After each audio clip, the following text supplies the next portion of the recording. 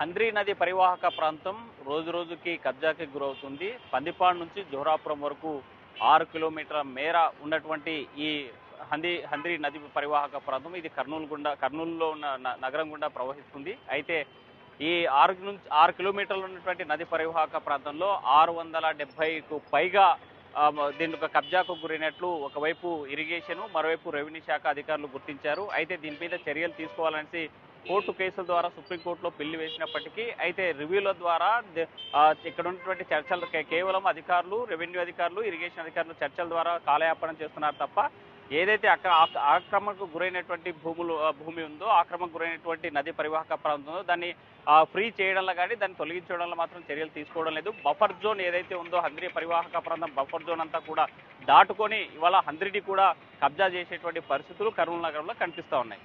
దీనిపైనే ప్రజా సంఘాలు ఆగ్రహం వ్యక్తం చేస్తూ ఉన్నాయి. పెద్ద ఎత్తున కూడా హంద్రీని కాపాడుకుందామని చెప్పి ఇవాళ కర్నూలు మున్సిపల్ కార్యాలయాన్ని ముట్టడించారు. అధికారులకి అదేవిధంగా ప్రజా సంఘాల నాయకుల మధ్య వాగ్వివాదం చోటు చేసుకున్నటువంటి ఘటన కర్నూలు నగరంలో నెలకొంది.